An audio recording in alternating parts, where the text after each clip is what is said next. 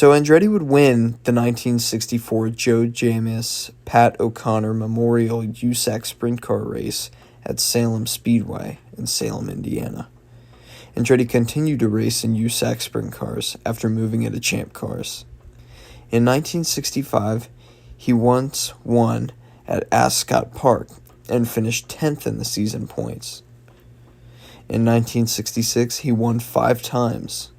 He won at Cumberland, Maryland, Oswego, New York, Rossburg, Ohio, Phoenix, Arizona, and his second win at the Joe James Pat O'Connor Memorial at Salem Speedway, but finished behind Roger McCluskey in the season championship.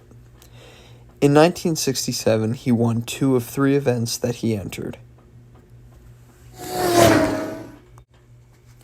Now, from 1956 to 1979, the top open-wheel racing series in North America was the USAC National Championship.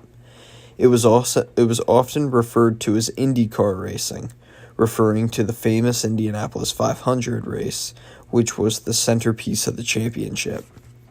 The races were run on a mixture of paved and dirt ovals, and in later years also included some road courses. Andretti made his IndyCar debut on April 19, 1964, in the New Jersey State Fairgrounds in Trenton, New Jersey. He started 16th and finished 11th. Andretti was introduced by his USAC sprint car owner, Rufus Gray, to veteran mechanic Clint Bronner. Bronner was not impressed since sprint car drivers Stan Bowman and Donnie Davis had recently died, and Bronner's current driver, Chuck Holse, had been critically injured. Chris Economaki recommended Andretti to Bronner, so Bronner watched Andretti race at Terre Haute, Indiana. Bronner was convinced that he had found the new driver for his team. The two stayed together for 6 years, and Andretti finished 11th in the USAC National Championship that season. Andretti won his first championship car race at the Hoosier Grand Prix on a road course at Indianapolis Raceway Park in 1965. His third-place finish at the 1965 Indianapolis 500 and the Bronner Hawk, a mechanical copy of the then-current Brabham Formula One design, earned him the race's Rookie of the Year award and contributed towards Andretti winning the series championship. At the time, he was the youngest national champion in series history at age 25. He repeated as series champion in 1966, winning 8 of 15 events.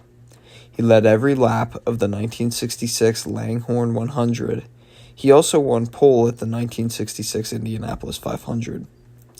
Andretti finished second in IndyCar in 1967 and 1968, and he also won a single non-championship drag race in 1967 in the Ford Mustang. In both 1967 and 1968, Andretti lost the season USAC championship to A.J. Foyt and Bobby Unser, respectively, in the waning laps of the last race of the season at Riverside, California, each by the smallest points margin in history. But Andretti won 9 races in 1969, and the 1969 Indianapolis 500, and the season championship. He also won the Pikes Peak International Hill Climb, which was part of the USAC National Championship. He was named ABC's Wide Worlds of Sports Athlete of the Year. Between 1966 and 1969, he won 29 of 85 USAC championship races. In 1973, USAC split its national championship into dirt and pavement championships. Andretti had one win on the pavement and finished 5th in the season points, and finished 2nd in the dirt championship. He competed in USAC's dirt track division in 1974 and won the dirt track championship while competing in both series. Andretti also competed in North America Formula 5000 series in 1973 and 1974, and finished 2nd in the championship in both seasons. IndyCar is not all that Mario Andretti is known for, though. Mario Andretti is also known for his time in Formula One. Formula One is the highest form of open-wheel racing sanctioned by the FIA, Motorsports International Governing Body. Although originating in Europe by the 1960s, it included races worldwide. At Andretti's first Indianapolis 500 in 1965, he met Colin Chapman, owner of the Lotus Formula One team, who was running eventual race winner Jim Clark's car. Andretti told Chapman of his ambition to compete in Formula One and was told, "When you're ready, call me."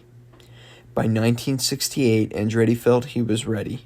Chapman gave him a car, and the young American took the pole position on his debut at the 1968 United States Grand Prix at Watkins Glen in his Lotus 49. Andretti drove sporadically in Formula One over the next 4 years for Lotus, March, and Ferrari, while continuing to focus on his racing career in America. At the 1971 South American Grand Prix, on his debut for Ferrari, he won his first Grand Prix. He's quoted saying, "That was a big moment. One of those I'll always cherish."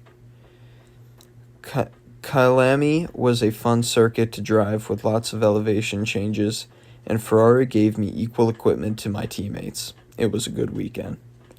3 weeks later, at the non-championship Quester Grand Prix in the U.S., he brought the Italian team a second victory. At the end of the season, Ferrari called Andretti and made him a pitch to be his number one, but Andretti declined. F1 didn't pay much back then, and my contract and commitments were so lucrative over here I couldn't give that up for security of my family. The timing wasn't right yet, so I had to turn them down, but I always figured I'd get another opportunity. But eventually the time would be right for Andretti. In 1975, Andretti drove a full Formula One season for the first time for the American Parnelli team. The team was new to Formula One, although it had been successful in both Formula 5000 and IndyCar racing in America with Andretti driving. The team had run Andretti in the 2 North American end-of-season races in 1974 with promising results. Andretti qualified 4th and led the 1975 Spanish Grand Prix for 9 laps before suspension failed. He scored 5 championship points in the season. Andretti continued to compete in IndyCar, missing 2 Formula One races in the middle of the season to do so. When the Parnelli team pulled out of Formula One after 2 races of the 1976 season, Andretti returned to Chapman's Lotus team, for whom he had already driven the season-opening Brazilian Grand Prix. Lotus was then at a low point, having failed to produce a competitive car to replace the 1970s Lotus 72. Andretti's ability at developing a race car contributed to Lotus's return to the front of the Formula One grid, culminating in lapping the field in his victory at the season-ending race at the Mount Fuji circuit in Japan. Since mid-1975, Lotus had been developing the use of ground effect, shaping the underside of the car to generate downforce with little penalizing drag.